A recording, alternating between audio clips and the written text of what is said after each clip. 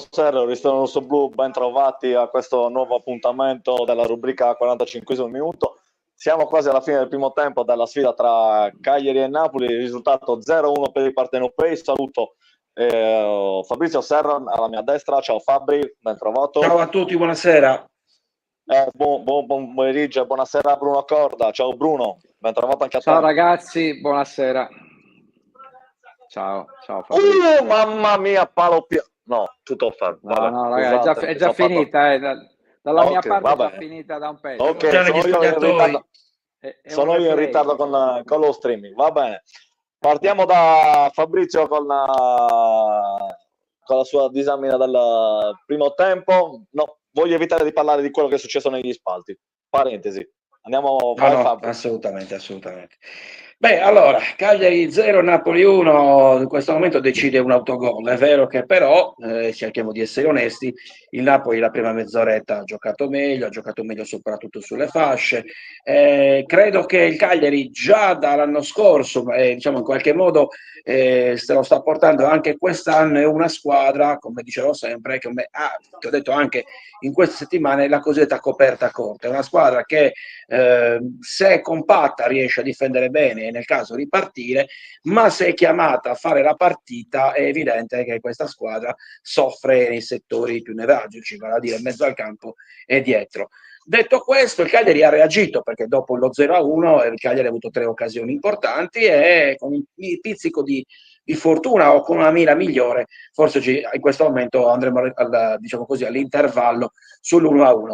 È che è vero che al momento il Cagliari paga, dicevo prima, l'atteggiamento iniziale. Il Napoli è una grande squadra, lo sappiamo, però purtroppo qui, indipendentemente dalle formazioni che affrontiamo, è difficile vedere un Cagliari che prende di petto la partita. Il Napoli lo sappiamo, quindi non penso che il Cagliari debba fare la parità col Napoli, ma è anche vero che, ripeto, anche con le piccole siamo costretti prima a ricevere gli schiaffoni per poter reagire, come è successo la settimana scorsa a Lecce. Detto questo, la coperta è corta, Piccoli gioca molto, ma gioca molto su tutto il fronte d'attacco senza occupare in qualche modo l'area di rigore. Luvumbo, ahimè, croce e delizia, in questo momento molto fumo e poco arrosto.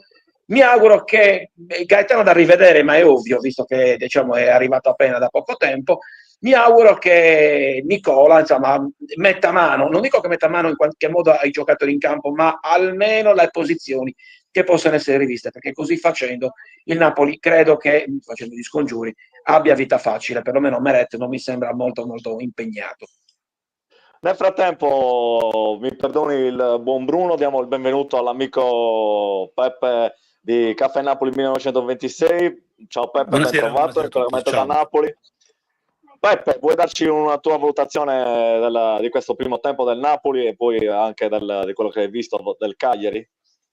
Poi a me non è dispiaciuto sicuramente, non è dispiaciuto il Cagliari, perché comunque è stata vicina a fare un paio di gol, un paio di miracoli di Meret, quindi comunque secondo me Nicola l'ha preparata bene la partita contro questo Napoli che comunque è ancora in lavorazione, perché Conte, pure se sarà 2 mesi a Napoli, però ancora deve costruire il suo Napoli, no? Con nuovi arrivi, quindi è sempre è difficile giocare contro il Napoli perché non sai come giocherà, quindi è difficile anche per Nicola preparare la partita. E il Napoli naturalmente stiamo iniziando a vedere un po' quello che mi è piaciuto, il lavoro che sta facendo Lukaku con Kvaratskhelia, perché se magari non inciampava su quella palla magari stavamo sul 2-0, no?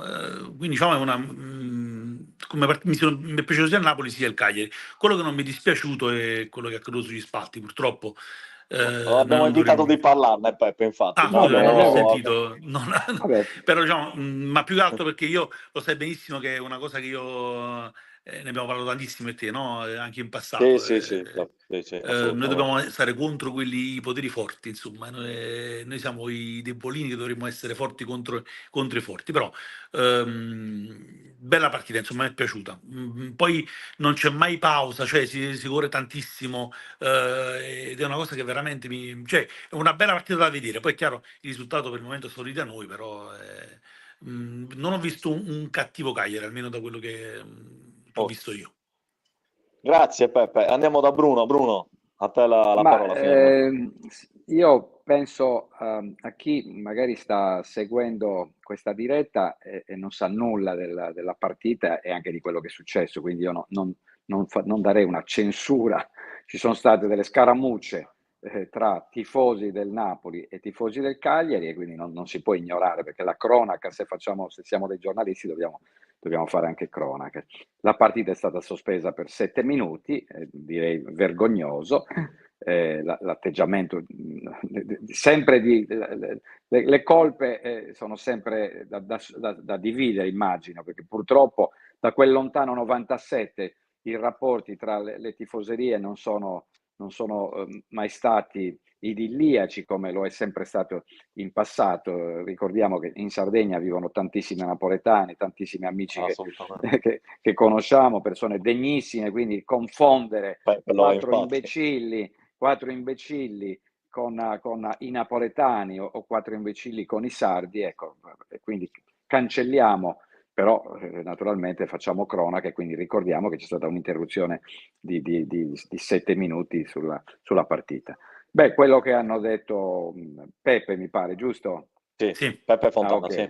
Peppe Fontana e il nostro Fabrizio è praticamente quello che abbiamo visto e che avete già raccontato. Il Cagliari certamente, ecco, lì non sono d'accordo con Fabrizio, il Cagliari doveva fare questo, bloccare la forza del Napoli e giocare di rimessa, tant'è vero che le occasioni da rete sono arrivate proprio su ribaltamenti di fronte, perché affrontare a viso aperto una squadra, una corazzata che solo a guardare quando inquadravano la panchina mi veniva la pelle d'oca solo a inquadrare la panchina del Napoli. Quindi la realtà è questa: noi siamo una squadra che si è salvata miracolosamente, per fortuna il Napoli ci ha regalato l'unico giocatore che può illuminare il calcio del Cagliari. Con l'ardore agonistico siamo riusciti a contenere una squadra che, come ricordava Peppe, è una squadra che è un cantiere di lusso, ma è un cantiere, e non è un caso che io dico da sempre: meglio Roma e Napoli affrontarle nelle prime, le grandi squadre è meglio affrontarle nelle prime 5-6 di campionato, perché sono dei cantieri che sono in lavorazione, e a noi va molto bene per il momento il risultato, che come abbiamo ricordato scaturisce da un tiro deviato da Mina e il portiere. No, un tiro forte deviato, no? È arrivato al telefono dalla parte opposta del portiere, che nulla naturalmente ha potuto, però c'è stata, ripeto, il Cagliari ha reagito, nel senso che i capovolgimenti di fronte hanno messo seriamente in imbarazzo la difesa del Napoli, perché sugli sviluppi di calci d'angolo, punizioni, ma anche in contropiede, il Cagliari ha avuto almeno 2 o 3 palle gol che avrebbero portato il rossoblù al pareggio, fermo restando che il Napoli in attacco ha avuto anche il Napoli 2 o 3 palle gol, che ci sono stati dei salvataggi praticamente sulla linea per un possibile 2-0 per i partenopei. Quindi prendiamoci per il momento questa buona prestazione del Cagliari. Ripeto, un Cagliari che è partito dopo 30 secondi, già Zappa ha zoppato il più forte giocatore del Napoli. Esatto. E stiamo attenti, perché insomma, ecco, in questi casi un occhio di riguardo, perché erano solo i primi 15 secondi di gioco dell'arbitro, perché è chiaro che quelli sono falli da cartellino giallo che potrebbero condizionare poi l'intera partita. Quindi direi, vediamo con apprensione dalla parte nostra. Immagino che Peppe è un po' più tranquillo, perché sa che la squadra nella ripresa può offrire anche dei cambi importanti, cosa che purtroppo, ahimè, noi non abbiamo nel nostro portafoglio. Volevo fare una domanda a Fabrizio, poi non so se mi vuole anche rispondere Peppe. Il duello Lukaku-Mina, come dice il buon Bruno, Mina la bestia nera di Lukaku a questo punto, visto che poi è rientrato prima dalla nazionale e ha lavorato a parte con mister Nicola e ha fatto, direi per adesso, se non ci fosse stato l'infortunio dell'autogol, secondo me potremmo dire che insomma il primo tempo si è concluso in parità, poi fondamentalmente, perché Mina comunque è stato pericoloso anche dalle parti di Meret, quindi fondamentalmente un po' per uno. Certo è che chi gioca contro Mina deve mettere in conto che non è solo un difensore, ma è un giocatore che fa di tutto, insomma, potremmo dire quasi agli anni 70, cioè la provocazione, avere sempre il fiato addosso, non farlo mai girare, il calcettino, cioè quelle, diciamo, quegli escamotage che servono per innervosire l'attaccante avversario per non farlo rendere al meglio. Ed è quello che di fatto è stato uno degli elementi che ci ha salvato l'anno scorso, perché Mina è stato uno degli artefici, il suo arrivo di fatto è coinciso con il fatto che il Cagliari si sia rialzato e abbia poi costruito la salvezza e conquistato la salvezza in Serie A. Detto questo, è ovvio che il Napoli o la partita non può essere limitato al duello Mina-Lukaku. È anche vero che il Cagliari, dicevo prima, forse per la prima volta in questo inizio di campionato affronta un tridente puro. Fino adesso ha sempre avuto a che fare con due giocatori d'attacco più magari uno a supporto. In questo inizio di partita il tridente puro di Conte è quello di Kvara a sinistra, Politano a destra e di Lukaku centrale. Ecco, il quartetto difensivo del Cagliari per la prima volta si trova costretto a fronteggiare tre attaccanti e ovviamente tre attaccanti molto molto forti. Peppe, è la tua risposta sul duello Lukaku-Mina Sì, vabbè, diciamo e che poi è un tuo parere su Gaetano, come allora, il Mina, vostro ex. sì, Il allora vostro ex. Mina, beh, diciamo che ha fermato anche Kvaratskhelia, insomma, quindi è un giocatore che gioca un po' dovunque, tanto che Lukaku si è dovuto un po' allontanare dalla porta, no, per avere un po' più spazio, quindi sicuramente questo suo ruolo e questa sua forza sta mettendo un po' di difficoltà a tutto l'attacco, diciamo, almeno sia Kvaratskhelia sia Lukaku. Mi piace, è un giocatore che io prenderei dal Cagliari, quindi come tifoso del Napoli, insomma, lo prenderei. E Gaetano mi è dispiaciuto che è andato via, perché comunque io ritengo che sia un calciatore di buon livello. È chiaro che allora, il Napoli è difficile per i napoletani. Lo stesso Insigne è andato via non serenamente, no? E nella squadra attuale, a parte Mazzocchi, non ci sono giocatori, insomma, che hanno avuto che sono napoletani, perché è difficile essere profeti in patria, no? E il Napoli è ancora più difficile. E mi auguro che per il Cagliari, dalla prossima partita, naturalmente, visto che oggi gioca contro di noi, sia uno dei fautori dei successi del Cagliari nelle prossime partite, che comunque è un giocatore che io stimo tantissimo, un ragazzo serissimo, voi lo conoscete forse anche meglio di noi, visto che comunque ha giocato anche l'anno scorso, quindi io credo che sia un calciatore che può, se ha la fiducia della natura e dei tifosi e dei suoi compagni, può fare tantissimo. Grazie Peppe, adesso andiamo a leggere qualche commento, poi magari coinvolgere anche di nuovo il buon Bruno. Ci scrive Matt Suatta, non è possibile che ancora dobbiamo vedere la solita tarantella su Deiola, va bene così, il solito parere. A proposito di nessuno è profeta in patria, qui ce l'abbiamo tutti. Vero. No, una dei ritornelli da qualche anno è fuori Deiola, ma ovviamente. Esatto. Buonasera, Luvumbo sta giocando bene, ciao Marco. Francesco invece scrive vergogna FGC, era da vietare la trasferta ai tifosi napoletani. Non mi esprimo, queste sono decisioni che devono prendere chi di dovere ai piani alti, ma quando mai è stata sospesa una partita a Cagliari? Assurdo. Poi secondo me il pareggio sarebbe stato giusto, il suo parere. Purtroppo abbiamo un centrocampo inesistente con Adop e Makombu più Zortea in panchina. Ma a proposito di Adop, Makombu e Zortea, mi scrive l'amica Titi Martis che si stanno riscaldando, quindi molto probabilmente vedremo qualche cambio all'inizio del secondo tempo. Questi commenti, Bruno, a proposito di cambi, faresti qualche cambio per migliorare la cosa per quanto riguarda il Cagliari? Ma qui c'è ancora da capire la situazione di Makumbu. Questo è un giallo che si trascina ormai da qualche mese. Non so se si sta riscaldando, ecco, se si sta riscaldando. Dopo è senza pettorina, quindi sicuramente entrerà al 100%. Ok, l'hanno appena poi inquadrato. vabbè, gli altri si stanno riscaldando come tutti i giocatori Sì, della panchina, però quindi, quello senza Petorina è a quindi dopo, c'è uno sì.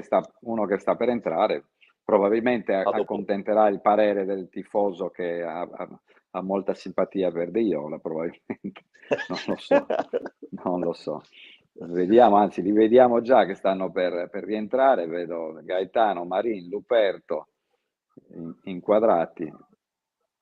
No, forse non so se queste sono le immagini dell'inizio della partita. No, stanno proprio entrando. Stanno stanno entrando, proprio quindi rientrando. Azzi, Mina, vediamo.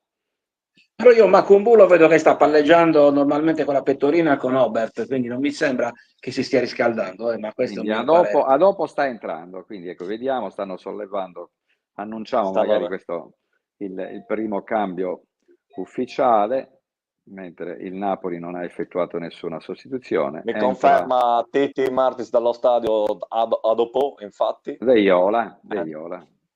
Ok, quindi sarà felicissimo il sostenitore di De Iola. Quindi niente, direi Cagliari ha giocatori come Macumbu, come la Padula, come Pavoletti, che certamente, e poi anche l'ex atalantino, che potrebbero far respirare, perché qui veramente c'è la partita C'è è stata sempre Viola intensa. anche, Bruno. È bravo, c'è Esatto. sempre Viola, anche perché Gaetano non avrà i 90 minuti, quindi è un cambio Gaetano-Viola a metà del secondo tempo potrei prevederlo, insomma. Dai, sta per fischiare l'arbitro e speriamo bene, naturalmente per i colori rossoblu è chiaro che Peppe Fontana ha altre speranze ed è legittimo da parte sua, ci mancherebbe altro. Quindi vinca il migliore. Vinca il migliore, sì. Vinca il migliore. Bruno, Ciao, ti faccio ragazzi, una domanda sì, in live. A sì, che ora la sì. live? La posticipiamo di un quarto d'ora? Visto che c'è stato questo... No, vabbè, noi entriamo comunque alle 20, entriamo comunque alle Perfetto, 20 con Valerio Vargiu, con Matteo Bordiga, il collega cagliaritano che vive da 25 anni a Milano, e con il nostro Riccardo Dessi, ex difensore del Cagliari, per ricordare anche il nostro giocatore scomparso Cesare Poli, scomparso la scorsa settimana, uno dei protagonisti dello scudetto del Cagliari. Riccardo Dessi giocava appunto con questi campioni. Grazie ragazzi, ecco, non grazie sta fischiando in questo momento. Grazie Peppe, ciao. A dopo, grazie. Ciao a tutti. Ciao Bruno, grazie. Ciao. Io ringrazio Ciao, anche grazie. Peppe Fontana di Caffè Napoli 1926, di cuore, grazie Peppe, penso di trovarti al ritorno, se appunto ti farà piacere. Grazie anche a Fabrizio. Fabri, appuntamenti di Epeto Serra invece? Riprendiamo lunedì, quindi da domani ricominciamo alle 19:30. Perfetto, buon secondo tempo a tutti, forza Cagliari, un saluto a tutti e grazie per averci seguito. Ciao a tutti, grazie, buona serata. Ciao, grazie, ciao.